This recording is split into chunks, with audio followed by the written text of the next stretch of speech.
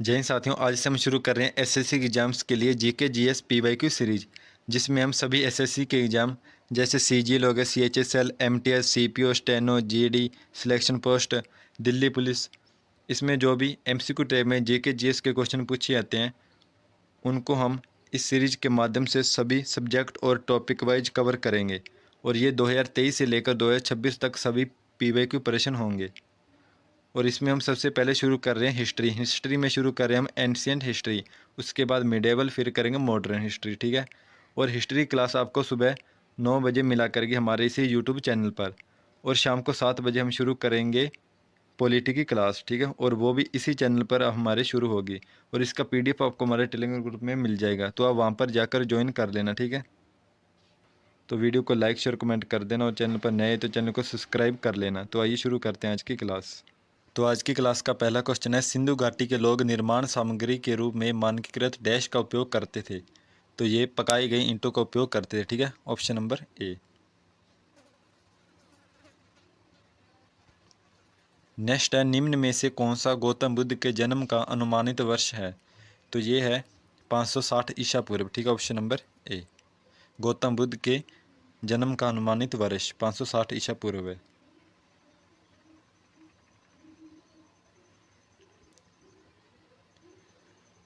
गुप्त काल जब कला साहित्य और विज्ञान का उत्कर्ष हुआ को किस उपाधि से जाना जाता है। तो इसे भारत का स्वर्ण युग कहा जाता है। ठीक है। ऑप्शन नंबर बी, भारत का स्वर्ण युग।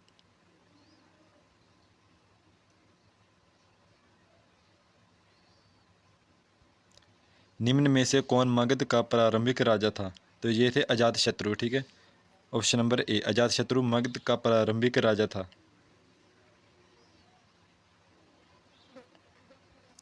काम की वैदिक अवधारणा मुख्य रूप से डैश से संबंधित है। तो ये इच्छा और आनंद से संबंधित है। ठीक है। काम की वैदिक अवधारणा मुख्य रूप से इच्छा और आनंद से संबंधित है।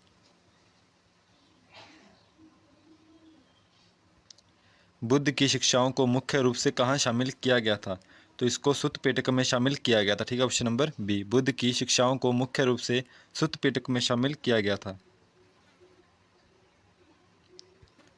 ऋग्वेद एक संगठित समाज की ओर इशारा करता है। वहाँ किस प्रकार का विवाह होता था।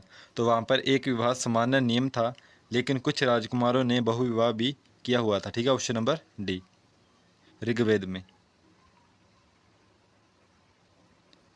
नेक्स्ट है, महाबलीपुरम में चट्टानों को काटकर बनाए गए रथ मंदिरों का निर्माण डैश द्वारा किया गया था। तो ये पल्लवों द्वारा किया गया था। ठीक है। ऑप्शन नंबर डी, महाबलीपुरम में चट्टानों को काटकर।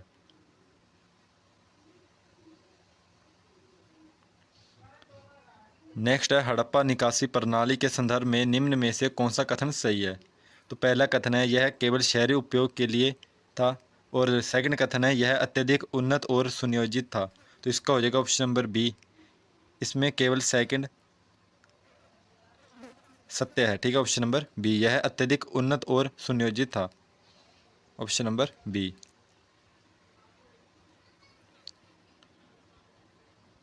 नेक्स्ट है, प्राचीन भारतीय भाषाओं के संबंध में निम्न में से कौन सा कथन सही है। तो इसका हो जाएगा, तो पहला कथन है प्राकृतिक बौद्ध धर्म की पवित्र भाषा बन गई थी। सेकंड कथन है पाली जैन धर्म की पवित्र भाषा बन गई थी। तो इसका हो जाएगा ऑप्शन नंबर डी, ना तो फर्स्ट सही है और ना ही सेकंड सही है। ठीक है। ये दोनों ही गलत है। अगला है, भीमबेटका की गुफाएं एक पुरातात्विक स्थल है, ये किस राज्य में स्थित है। तो इसका हो जाएगा ऑप्शन नंबर सी, ये मध्य प्रदेश में स्थित है। ठीक है। और ये मध्य प्रदेश के रायसेन जिले में। ठीक है। रायसेन जिले में। नेक्स्ट है, सम्राट अशोक के कितने प्रमुख शिलालेख हैं। तो सम्राट अशोक के कुल 14 शिलालेख हैं। ठीक है। ऑप्शन नंबर सी। ऋग्वेद के संदर्भ में ऋच शब्द का क्या अर्थ है। तो इसका अर्थ है ऑप्शन नंबर सी, पवित्र भजन। ठीक है। ऑप्शन नंबर सी, ऋच का अर्थ। बौद्ध शिक्षाओं में मैत्री शब्द मुख्यतः ये किसको संदर्भित करता है। तो ये साथी भावना को समर्पित करता है। ठीक है। संदर्भित करता है। ठीक है। मैत्री शब्द साथी भावना को ये संदर्भित करता है। बौद्ध ग्रंथों में 6वीं शताब्दी ईसा पूर्व में विद्यमान कितने महाजनपद महान राजा बताए गए हैं। तो इसमें कुल 16 महाजनपद महान राजा बताए गए हैं, ठीक है, बौद्ध ग्रंथों में 6वीं शताब्दी ईसा पूर्व में। Option number C. किस प्राचीन शासक का प्रशासन अपनी अत्यधिक केंद्रीकृत संरचना के लिए जाना जाता है? तो ये चंद्रगुप्त मौर्य का प्रशासन जाना जाता है, ठीक है, ऑप्शन नंबर सी। बौद्ध धर्म के संदर्भ में निम्नलिखित में से कौन सा युगम सही है? तो पहला युगम है महायान चिंतन की नई परंपरा, सेकंड है हीनयान चिंतन की पुरानी परंपरा। तो इसका हो जाएगा ऑप्शन नंबर सी। एक और दो दोनों ही सही हैं ये, ठीक है, ऑप्शन नंबर सी। फर्स्ट और सेकंड दोनों कथन सत्य हैं। डैशवीं शताब्दी ईसा पूर्व के लगभग महापदानंद मगध में प्रमुखता से उभरे थे। तो इसका हो जाएगा ऑप्शन नंबर डी 5, ठीक है, 5वीं शताब्दी में ये उभरे थे, ऑप्शन नंबर डी। नेक्स्ट है प्रागैतिहासिक पत्थर के औजार मुख्यतः इतिहासकारों को किस विषय को समझने में सहायता करते हैं? तो इसका हो जाएगा ऑप्शन नंबर बी। ये प्रारंभिक मानव जीवन शैली और जीवित रहने की तकनीकों को समझने में सहायता करते हैं, ठीक है, ऑप्शन नंबर बी।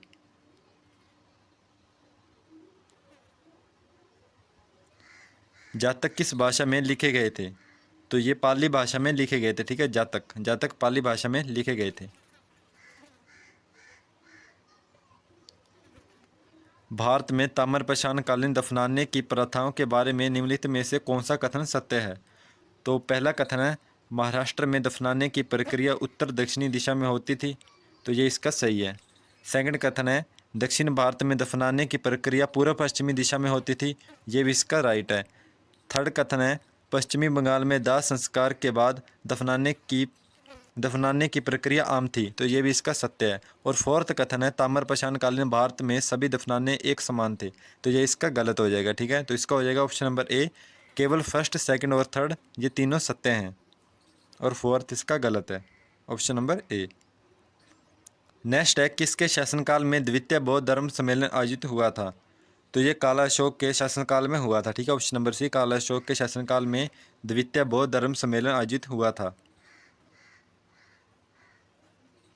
अगला है जैन दर्शन के अनुसार स्यादवाद प्रणाली का मुख्य उद्देश्य क्या है? तो इसका मुख्य उद्देश्य है विभिन्न दृष्टिकोणों से सत्य को शामिल करना, ठीक है, ऑप्शन नंबर डी। ये इसका मुख्य उद्देश्य है, ठीक है, स्यादवाद प्रणाली का।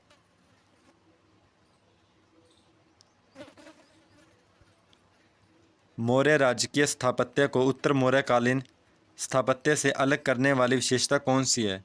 तो इसकी विशेषता है एकाश्मक मोनोलिथिक पॉलिश युक्त स्तंभों की शुरुआत, ठीक है, ये इसकी एक विशेषता है, ऑप्शन नंबर सी।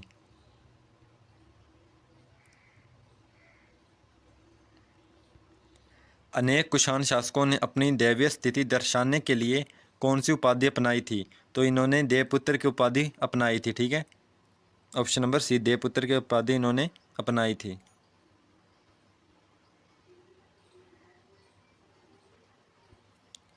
किस वेद में जादुई मंत्र और आहान है? तो ये अथर्ववेद में, ठीक है, ऑप्शन नंबर डी। अथर्ववेद में जादुई मंत्र और आहान है।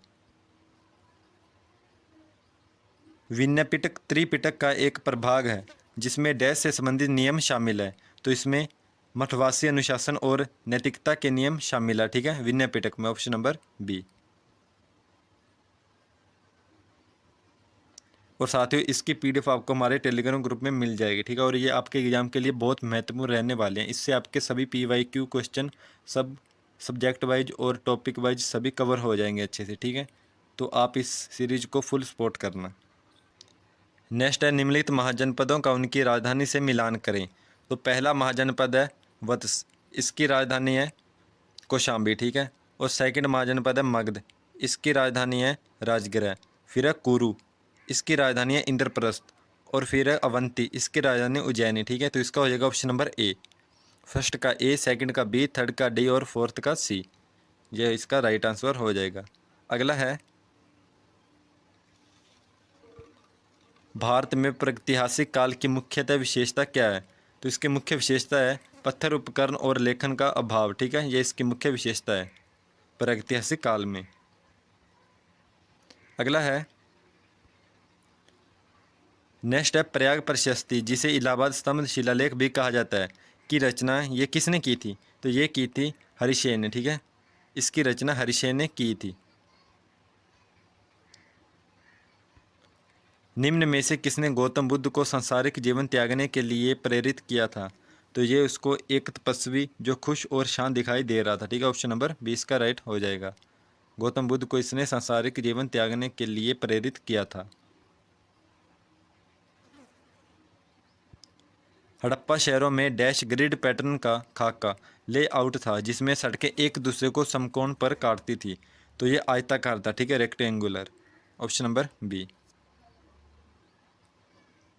विचित्रचित, चित्रकारपुरली और चैत्यागिरी निम्नलिखित में से किस शासक को दी गई उपाधियां थी? तो ये महेंद्र वर्मन फर्स्ट को दी गई उपाधियां थी, ठीक है, option number C, Mahendra Varman first को जो उपाधियां दी गई थी। नेक्स्ट है, निम्न में से कौन बौद्ध परंपरा में आनंद के महत्व को सही ढंग से पहचानता है? तो इसका हो जाएगा ऑप्शन नंबर सी, उन्होंने बुद्ध के प्रवचनों का पाठ किया और सुत्त पिटक का संकलन किया, ठीक है, ऑप्शन नंबर सी इसका राइट हो जाएगा। बौद्ध परंपरा में आनंद के महत्व है ये। समुद्रगुप्त ने अपनी विजय का जश्न किस वैदिक यज्ञ के द्वारा मनाया था? तो ये उन्होंने अश्वमेध यज्ञ के द्वारा मनाया था, ठीक है, अपनी जीत का जश्न, विजय का जश्न, ऑप्शन नंबर डी। अगला है, कौशल की राजकुमारी से बिंबिसार के विवाह का राजनीतिक महत्व क्या था? तो इसका महत्व था कौशल के साथ शांति, ठीक है, ये इसका महत्व था। कौशल की राजकुमारी से बिंबिसार के विवाह का राजनीतिक महत्व था कौशल के साथ शांति। अगला है, निम्नलिखित प्रश्न में अभिकथन ए के कथन के बाद कारण आर का कथन दिया गया है। अभिकथन ए है, भारत में ताम्रपाषाण लोगों को सिंधु घाटी सभ्यता के तकनीकी ज्ञान से बहुत लाभ नहीं हुआ। इसका कारण है, इसका कारण आर है, ताम्रपाषाण संस्कृतियां आमतौर पर सिंधु लोगों की तुलना में युवा और अधिक अधिक पृथक थी। तो इसका सही विकल्प हो जाएगा ऑप्शन नंबर ए। ए और आर दोनों सत्य हैं लेकिन आर ए का सही स्पष्टीकरण नहीं है, ठीक है, ये इसका आंसर हो जाएगा option number A. Siddharth Gautam ने कई दिनों तक कहाँ तपस्या की थी? तो ये इन्होंने बोधगया में तपस्या की थी, ठीक है, सिद्धार्थ गौतम ने। निम्नलिखित में से किस राजा ने बुद्ध और निम्नलिखित में से किस राजा ने बुद्ध और महावीर दोनों के जीवन काल में शासन किया है? तो ये किया है अजातशत्रु ने, ठीक है, ऑप्शन नंबर सी, अजातशत्रु ने बुद्ध और महावीर दोनों के जीवन काल में शासन किया है। ऋग्वेद के संदर्भ में संहिता का क्या अर्थ है? तो इसका अर्थ है भजनों और मंत्रों का व्यवस्थित संकलन, ठीक है, ये ऋग्वेद के संदर्भ में संहिता का अर्थ है। और आज की क्लास का लास्ट क्वेश्चन है, निम्न राजाओं में से किसने दक्षिणापथेश्वर दक्षिण का स्वामी की उपाधि प्राप्त की थी? तो ये की थी पुलकेशिन द्वितीय ने, ठीक है, ऑप्शन नंबर सी, पुलकेशिन द्वितीय ने ये उपाधि धारण की थी। और साथियों ये थी हमारी आज की क्लास। तो वीडियो को लाइक शेयर कमेंट कर देना, ठीक है, और इसका पीडीएफ आपको हमारे टेलीग्राम ग्रुप में मिल जाएगा जिसका लिंक मैं वीडियो के डिस्क्रिप्शन में दे दूंगा, ठीक है, तो आप वहाँ पर जाकर ज्वाइन कर लेना। तो मिलते हैं नेक्स्ट क्लास में। जय हिंद, जय भारत।